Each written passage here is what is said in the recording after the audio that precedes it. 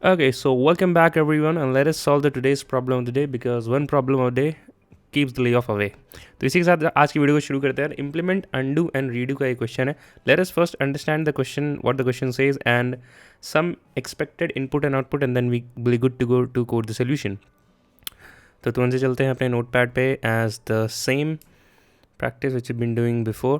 So you are given a text document that is initially empty, and we need to complete the following functions, that is append, undo, redo, and read, right?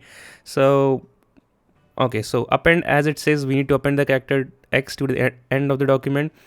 Undo, that means we need to undo the most recent, and append operation, the most recent append operation, यार ये ध्यान रखने वाली बात है, ठीक है.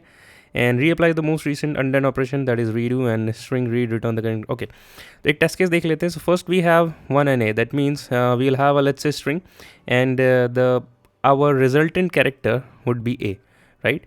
And then we have one B, then again our current string would be AB, then we have one C, the current string would be A, B and C, right? Now there is a call, or there's a query for number 2. Now 2 says that we need to undo, right? And undo says that we need to undo the most recent append operation, right? So what is the most recent append operation? This C, right? And how can we get the most recent one? Definitely we have to use a stack here, right? So we have a, let's say, A, B and C like this, right?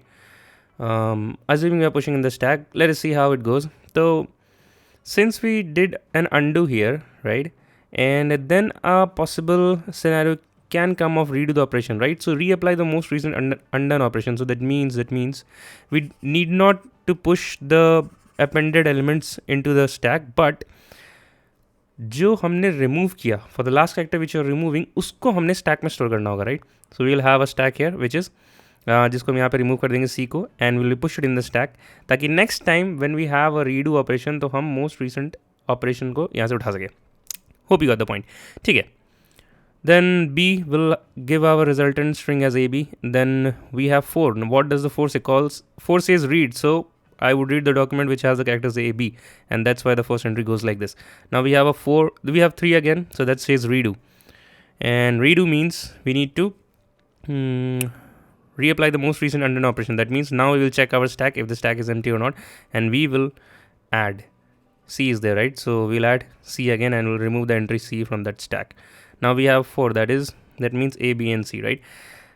Now let us quickly do a dry run for this case, and would be able to code the solution there and there. So 1 B and 1 C, right? So we have, let's say, 2 2, and we have, let's say, 4, we have 3, we have 4, 1 and D, and then 3 and 4, right? तो मैंने ऐसा इसलिए लिया यार क्योंकि देखो मैं चाहता था ऐसा केस कवर करना जहाँ पे हमने 3 बार अपेंड किया कैरेक्टर्स को, राइट? हमने 2 बार अंडू किया, राइट? तो देखो होगा क्या यहाँ पे. इस केस में आंसर क्या होना चाहिए पहले वो हमें देखना पड़ेगा, हमारा output and what is the expected output, वो हमें वेरीफाई करना पड़ेगा. So here the resultant would be A, here the resultant would be A B, then we have A B C. Now 2 says undo, right? So we have a stack and we'll push the last character basically, C को हम push कर देंगे. And our at this stage हमारा जो string है वो A B होगा. We have a 2 that is undo again, so we'll push B into the stack. And at this stage our resultant string would be A. Now 4, it just says read, so A would be read. And 3, what was the 3 standing for? 3 was redo, right? Now we do a redo, right? That means we add the most recent operation, most recent appended character. There is A and B, right? Now if we do a read here, then AB would be there. Now appended character is D, so my resultant, or let's say the current string at this point would be ABD, assuming it will be ABD. हाँ, अब यहाँ पे 3 वापस से redo है, right? And you can clearly see the B is out of scope because B हमने add कर लिया था. The only characters remaining in the stack is C, right? So shall I, or can I say that here at this point of stage the answer would be ABDC, right? ये हो सकता है या नहीं हो सकता है. So reapply the most recent undone operation. Most recent undone operation तो ABDC होना चाहिए, बट हम एक बार इसको चेक करेंगे. And what does the fourth character say? Like it says to read it, right? So A, B, D and C would be read. Same input output हम एक बार अपने इसमें देते हैं for to understanding कि हमारा expected output क्या है, and then we'll be coding it ahead.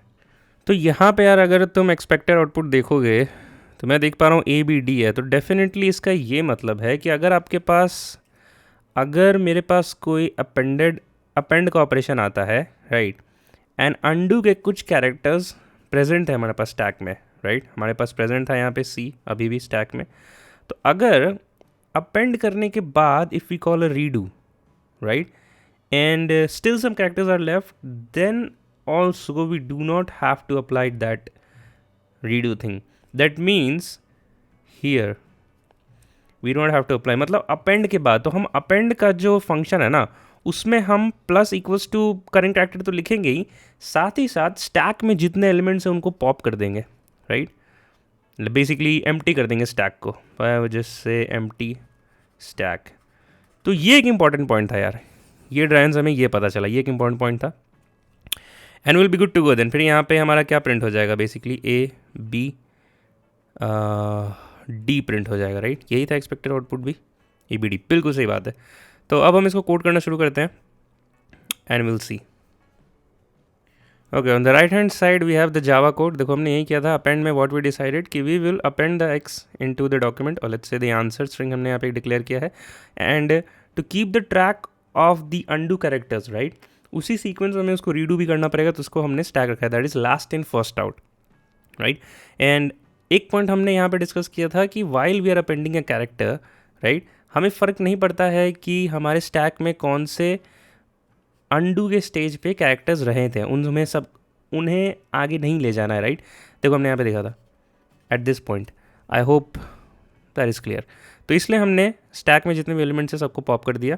Undo के समय हमने क्या किया, हमने चेक किया कि क्या हमारा जो स्ट्रिंग लेंथ है, if that is greater than 0, that means if the current string exist, if that is the case, then we need to push that last character, because we have to basically delete that last character and we'll push it into a stack, right. Once that is done, we will update our current answer to the answer that is starting from 0 to length minus 1 index, right.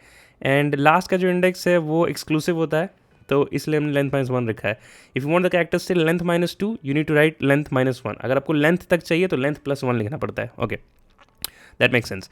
Then we have a redo operation, जहाँ पे हमने check किया कि if the stack is not empty, then definitely उस current character को let's pop it out from the stack and add it in current answer.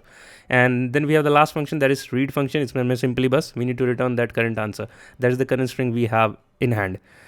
That is it for this one. Let us hit the submit button. While it is submitting, what would be the time and space? तो यहाँ पे Q queries थी यार, right? तो I would say O of Q, because हर एक function O of 1 ले रहा है, right?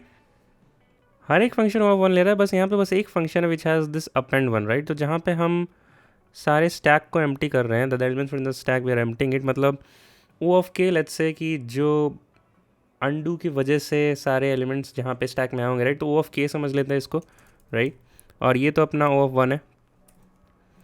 देन बेसिकली ये भी O of 1 नहीं है यार, अगर देखा जाए तो। अगर जावा को थोड़ा और इन डेप्थ में पढ़ोगे, और मैंने बहुत बार अपनी वीडियो में बताया भी है, यार आप जावा को इस तरह डिक्लेयर करते हो, स्ट्रिंग को इस तरीके से डिक्लेयर करते हो, बाइलिटरल्स एम्प्टी स्ट्रिंग डालते हो, तो लेट्स से आपके आंसर में करंट स्ट्रिंग में कैरेक्टर्स थे 10, राइट, और आपने लेट्स से n थे, राइट, एंड आपने एक कैरेक्टर और ऐड किया, तो O of 1 नहीं होगा, O of n होता है, राइट।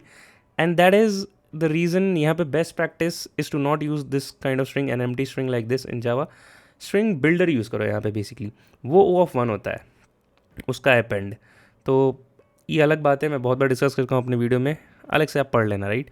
एंड क्योंकि यहाँ पे इनपुट छोटा है तो ये चल गया, नहीं तो अगर आप बहुत ज़्यादा क्वेश्चन सॉल्व किए हो तो आपने देखा होगा कि कभी कभी आपको इस तरीके से आप डिक्लेयर करते हो जावा में स्ट्रिंग को, और answer plus equals to x करते जाते हो, एक समय पे टीएल ही आ जाता है। ऑल्दो कंस्ट्रेंट जो है आपको लाइक, अगर वो 1 देखोगे तो लेस देन 10^8 में हो जाना चाहिए सबमिट, बट स्टिल टीएल ही आ जाता है। तो रीज़न बीइंग कि अपेंड O of n होता है एंड नॉट O of 1। तो ठीक है, इसको आप सुधार लेना, स्ट्रिंग बिल्डर यूज़ कर लेना, बट मोटिव यहाँ वो नहीं है। And this is also O of 1 thing, O of 1 O of 1। तो एमोटाइज या एवरेज, या फिर आप कह सकते हो O of 1 is the time complexity for Q queries है, तो हर एक क्वेरी के लिए O of 1 है ऐसा। And O of n again as your space, because हम यहाँ पे क्या कर रहे हैं, लेट्स से आपके पास क्यू क्वेरीज थे और आपने Q/2 अपने अपेंड किया, Q/2 टाइम्स अपेंड, एंड फिर बाद में आपने सबको अंडू कर दिया, आधे n क्वेरीज थे, n/2 तक आपने अपेंड किया और n/2 क्वेरीज को आपने अंडू किया। तो एज गुड एज से कि ओ ऑफ एन आपका स्पेस चला जाएगा, O of N by two, इन्होंने the constants O of N, that is why space would be O of N. That is it for this one. Till then, keep learning, keep bye, and take care. If this video has helped you, do like, share, and subscribe, and feel free to explore our channel, which has DSA 180 top interview questions and the life beyond code, the A to Z DSA topic wise, and again the GFG problem of the day, and much more things. Do check it out. Until then, keep learning, keep bye, and take care.